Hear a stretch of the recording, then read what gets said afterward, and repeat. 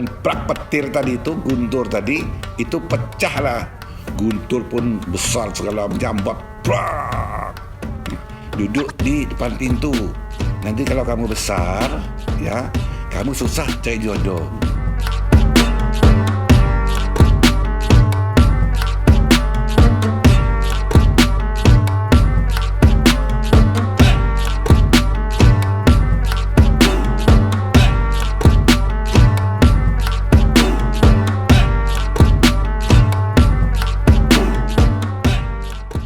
Nama saya Datu Abdul Hamid Ibni Datu Bendara Paduka Raja.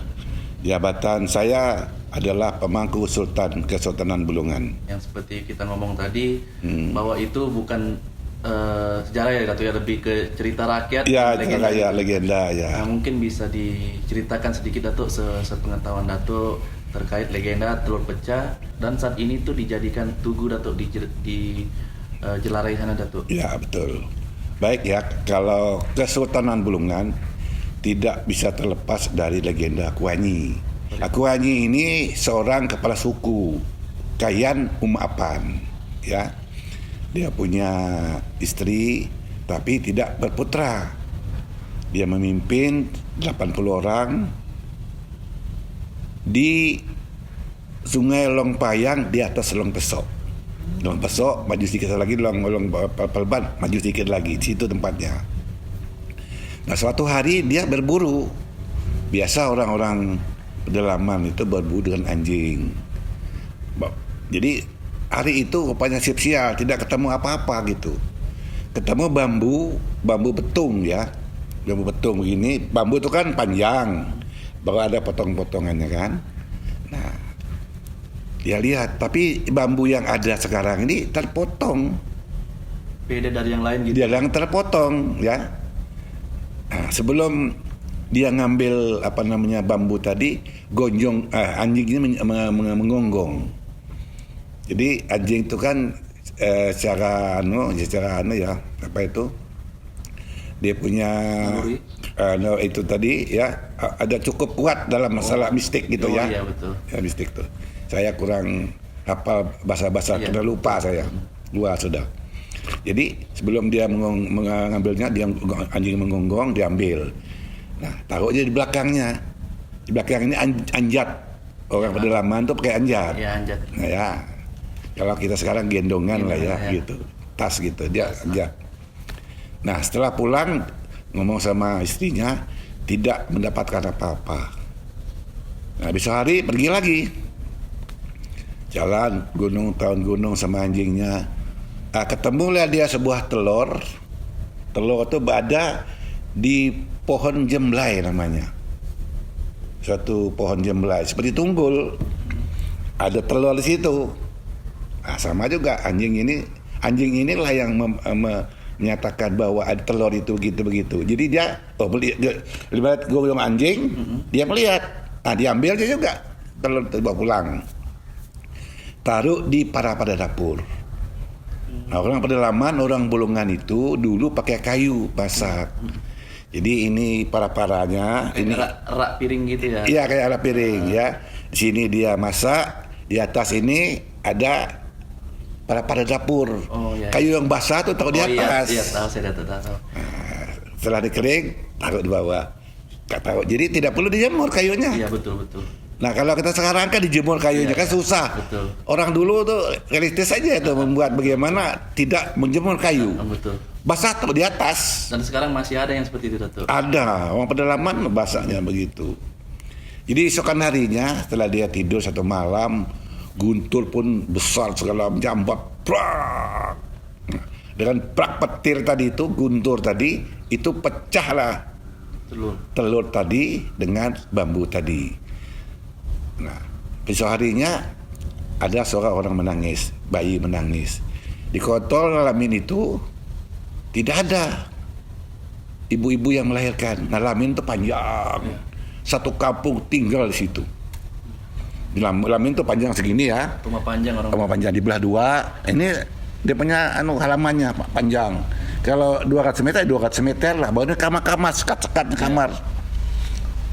Kenapa? umat orang-orang pedalaman begitu. Ini menghindar pengayau. Pengayau itu orang datang ingin menjajah, berperang. Suku ini atas suku itu perang. Suku lain lah ibaratnya. Iya, itu orang pedalaman begitu. Jadi tinggi 4 meter gitu loh. Jadi kalau dia begini, kalau di siang hari, kalau tangganya begini, kelihatan ininya, berarti ada orangnya di atas. Kalau dia balik begini, berarti tidak ada orang di atas. Nah, kalau kita juga orang tidak biasa, manjat sulit itu. Iya betul. Bisa jatuh. Kalau dia jam mata saja, cek begini cara naik, begini cara turun, hafal dia. Nah, setelah dia pulang, dia kembali ke ruangannya, ke dapurnya, melihat seorang bayi laki-laki dengan bayi perempuan dimandikan oleh istrinya. Yang laki dinamakan Jau Iru, sedangkan yang perempuan Lam Lai Suri. Jau Iru itu artinya setelah guntur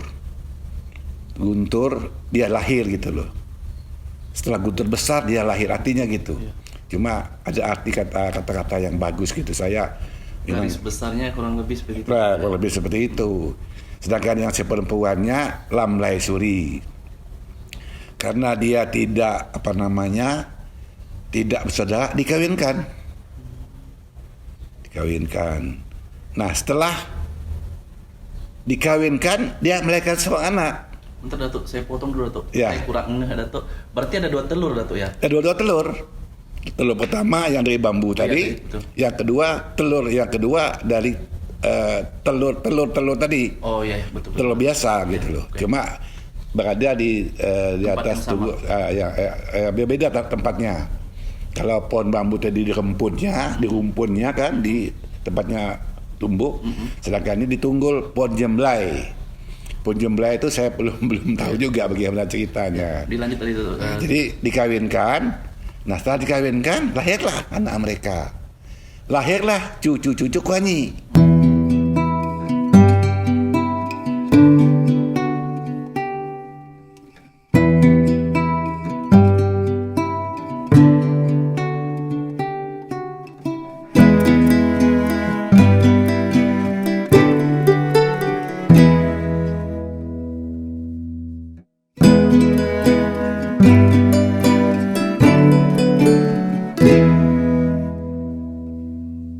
Silsilah saya ini ya mulai awal dari atas itu masih legenda cerita ayat Kuanyi sampai ke bawah, sampai Dato Lancang, sampai ke Wir Amir, itu nenek moyang saya semuanya terkait semua itu.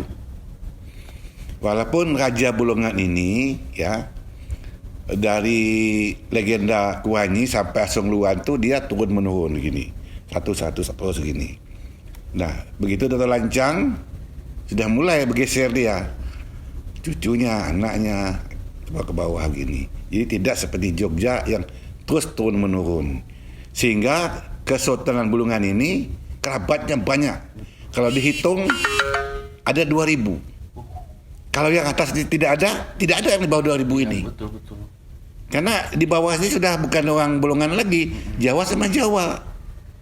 Dan di atas mereka dia kerabat Kesultanan Bulungan. Entah kakeknya yang jadi raja atau ibunya jadi raja. Nah, kalau ini tidak ada terkait tidak bisa kan? Seperti pohon akar batang pohon. Satu terus cabang. Terus ranting-ranting. Jadi banyak sini kan? Nah, kalau dia satu lurus begini aja seperti ketela pohon atau kates itu kan sedikit aja buahnya kan. Betul. Nah, itu kalau ini cabang-cabang seperti rambutan jadinya. Demikian.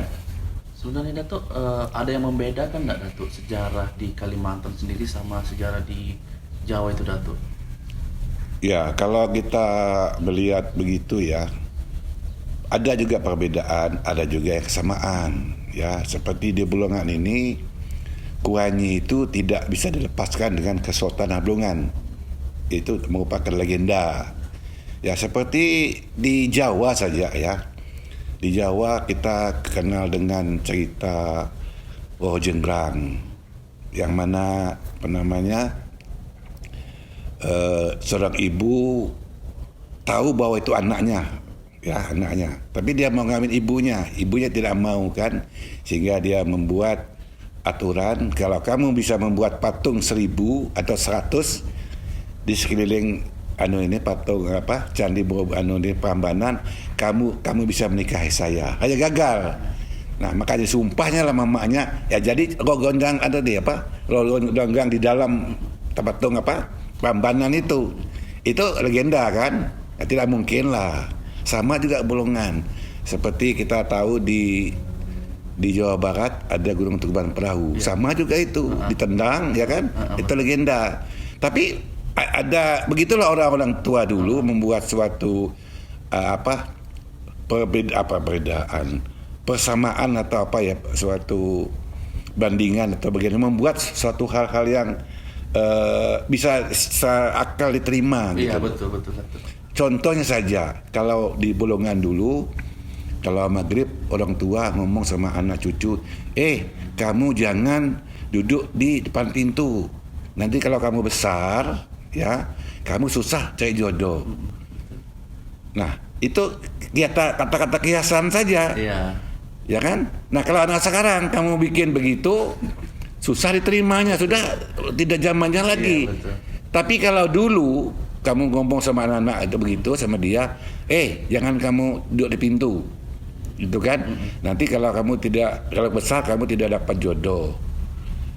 Nah, kalau kita ngomong begitu, gampang saja. Betul. Gampang saja anak-anak itu. Lagi orang sibuk tidak ada pintu dia.